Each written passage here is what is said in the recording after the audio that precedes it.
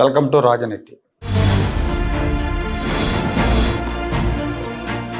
ఉమ్మడి ఆంధ్రప్రదేశ్ రాష్ట్రంలో రాష్ట్ర జంతువుగా కృష్ణజింక ఉండేది. రాష్ట్ర వృక్షంగా వేప చెట్టు, రాష్ట్ర పక్షిగా పాలపిట్ట, రాష్ట్ర పువ్వుగా కలువ పువ్వు ఉండేవి. రాష్ట్ర విభజన తర్వాత రెండు రాష్ట్రాలు కూడా కృష్ణజింకను రాష్ట్ర జంతువుగా కొనసాగిస్తున్నాయి. అలాగే రాష్ట్ర వృక్షంగా ఆంధ్రప్రదేశ్ వేప చెట్టును కొనసాగిస్తే తెలంగాణ జమ్మి చెట్టుని రాష్ట్ర చెట్టుగా ప్రకటించింది. తెలంగాణలో ప్రధాన పండుగ అయిన దసరాతో సెమీ వృక్షానికి ఉన్న అనుబంధం వల్ల దీన్ని రాష్ట్ర వృక్షంగా ప్రకటించారు. ఉమ్మడి రాష్ట్రంలో కలువ పువ్వు స్థానంలో ఆంధ్రప్రదేశ్ మల్లె పువ్వుని, తెలంగాణ తంగేడు పువ్వుని ఎంచుకున్నాయి. తెలంగాణలో బతుకమ్మ ఉత్సవాల్లో తంగేడు పువ్వు ప్రధానంగా ఉంటుంది. సో అందుకని వాళ్ళు తంగేడు పువ్వుని రాష్ట్ర పువ్వుగా ప్రకటించుకున్నారు. ఉమ్మడి రాష్ట్రంలో రాష్ట్ర పక్షిగా పాలపెట్టు ఉండేది.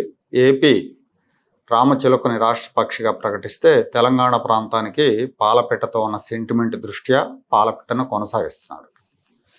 తెలంగాణ సమాజంతో బాండింగ్ ఉన్న పువ్వు, పక్షి, చెట్టుని తెలంగాణ ప్రభుత్వం ఎంచుకుంది.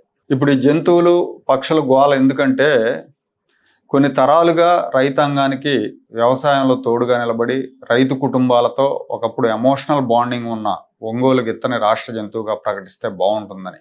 కృష్ణజింకలతో ప్రజలకు అంతగా ఎమోషనల్ బాండింగ్ ఏమి ఉండదు. కానీ ఆంధ్రప్రదేశ్లోనే పుట్టి ఆంధ్రప్రదేశ్ రైతులకి తరతరాలుగా వ్యవసాయంలో తోడ్పడిన వృషభరాజాన్ని ఆంధ్రప్రదేశ్ రాష్ట్ర జంతువుగా ప్రకటిస్తే బాగుంటుంది. ఇప్పుడంటే ట్రాక్టర్లు వచ్చిన తర్వాత వ్యవసాయంలో ఎద్దుల ప్రమేయం తగ్గిపోయింది. కానీ 25-30 ఏళ్ల వరకు కూడా వ్యవసాయంలో ఎద్దులదే ప్రధాన పాత్ర. అలాగే వ్యవసాయ సంబంధిత రవాణాలో కూడా ఎద్దులదే ప్రధాన పాత్ర. 70% వ్యవసాయం మీద ఆధారపడిన ఆంధ్రప్రదేశ్ రాష్ట్రంలో రైతాంగానికి ఎమోషనల్ కనెక్ట్ ఉన్న ఒంగోలు గిత్తని రాష్ట్ర జంతువుగా ప్రకటించాలి అని మంత్రి నారా లోకేష్ గారిని కలిసి విజ్ఞప్తి చేశాను. ఒంగోలు గిత్తల చరిత్ర, ఈ జాతి ఆంధ్రప్రదేశ్లో ఏ ప్రాంతంలో పుట్టింది, అంతర్జాతీయంగా కొన్ని దేశాలు ఆ బ్రీడ్ని ఎలా డెవలప్ చేశాయి, అలాగే తరతరాలుగా వ్యవసాయంలో, వ్యవసాయ కుటుంబాల్లో ఒంగోలు గిత్త పాత్రను వివరిస్తూ ఒక నివేదిక లోకేష్ గారికి ఇవ్వడం జరిగింది. లోకేష్ గారు చాలా సానుకూలంగా స్పందించారు. ఏపీ రైతుల మనోభావాలను, ఒంగోలు గిత్తకు ఉన్న ప్రత్యేకతలను దృష్టిలో పెట్టుకొని ప్రభుత్వంలో చర్చించి ఒక నిర్ణయం తీసుకుంటామని ఆయన చెప్పారు. చాలా సానుకూలంగా స్పందించారు. ఒంగోలు జాతి గిత్తలని పౌరుషానికి, తెలుగు ఆత్మ గౌరవానికి ప్రతీకగా చెప్తారు. ఎత్తైన మూపురం, భారీ శరీరం, తెల్లని చర్మం, నల్లని కళతో గంభీరమైన రూపం ఒంగోలు జాతి సొంతం. శారీరక దారుఢ్యం, బరువులు లాగటం, అందంలో ఒంగోలు జాతి గిత్తకు సాటి లేదు. ఇంత అందమైన జాతి ప్రపంచంలో మరెక్కడా లేదంటే అతిశయోక్తి కాదు. ఎలాంటి వాతావరణాన్నైనా, తీవ్రమైన ఎండలనైనా తట్టుకుంటుంది ఈ జాతి. వ్యాధి నిరోధక శక్తి ఎక్కువ. అలాగే శివాలయాల్లో శివుని ముందుండే నంది విగ్రహాలు కూడా పొట్టి కొమ్ములు, ఎత్తైన మూపురంతో ఈ గిత్తల రూపంలో ఉంటాయి ఎక్కువ శివాలయాల్లో చూస్తే మనం. కొన్ని శతాబ్దాలుగా తెలుగు రాష్ట్రాల్లో రైతులకు వ్యవసాయంలో అండగా నిలిచింది ఈ జాతి. రైతులకు చాలా భావోద్వేగ బంధం ఉండేది ఒకప్పుడు. అప్పట్లో సొంతింటి మనుషుల్లాగా వీటి బాగోగులు చూసుకునేవాళ్ళు. ఇవి చనిపోతే ఇంట్లో మనిషి పోయినట్టే ఏడ్చేవాళ్ళు. ట్రాక్టర్లు వచ్చాక వ్యవసాయంలో వీటి పాత్ర తగ్గిపోయింది. కేవలం ఆసక్తి ఉన్నవాళ్ళు, పోటీల్లో పాల్గొనేవాళ్ళు మాత్రమే పెంచుతున్నారు. ఎడ్ల పందాల్లో పార్టిసిపేట్ చేయించేవాళ్ళు మాత్రమే పెంచుతున్నారు. ఎందుకంటే పోషణ వ్యయం కూడా పెరిగిపోయింది. సామాన్య రైతులు పోషించే పరిస్థితి లేదు. ఈ జాతి పుట్టింది ప్రకాశం జిల్లా గుండ్లకమ్మ పరివాహక ప్రాంతంలో అని చెప్తారు. అందుకే దీనికి ఒంగోలు జాతి అనే పేరు వచ్చింది. నెల్లూరు, ప్రకాశం, గుంటూరు, కర్నూలు, కడప, కృష్ణా, తెలంగాణలో నల్గొండ, ఖమ్మం జిల్లాల్లో ఈ జాతి ఎడ్లు ఎక్కువగా ఉంటాయి. నల్గొండ జిల్లాలో కాంగ్రెస్ నాయకుడు రామరెడ్డి దామోదర్ రెడ్డి అని ఉండేవారు ఒక ఆయన. ఆయన ఒంగోలు గిత్తలను పెద్ద సంఖ్యలో పెంచేవారు, పోటీలకు కూడా పంపేవారు.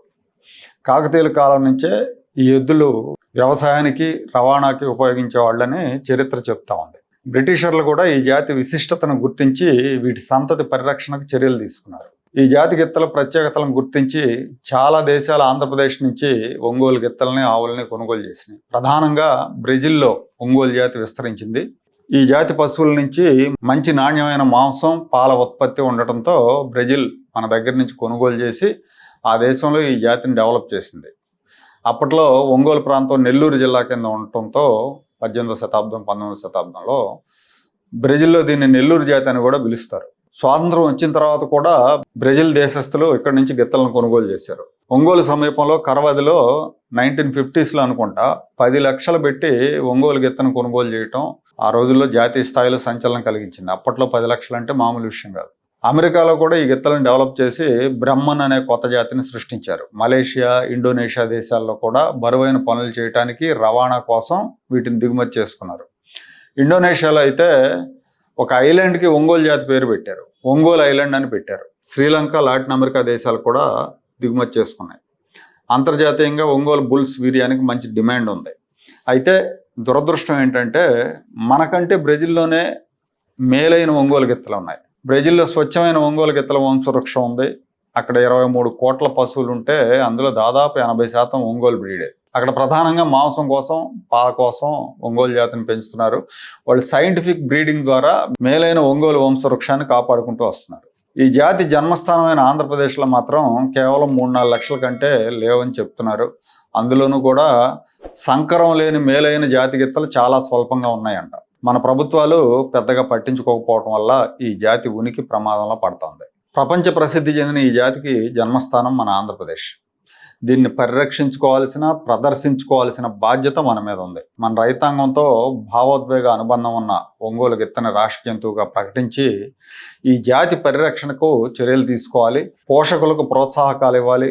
70% వ్యవసాయం మీద ఆధారపడిన రాష్ట్రంలో వ్యవసాయంతో ముడిపడిన ఎడ్ల జాతిని రాష్ట్ర జంతువుగా ప్రకటించడం రైతుల్ని, వ్యవసాయాన్ని గౌరవించుకోవటం అవుతుంది.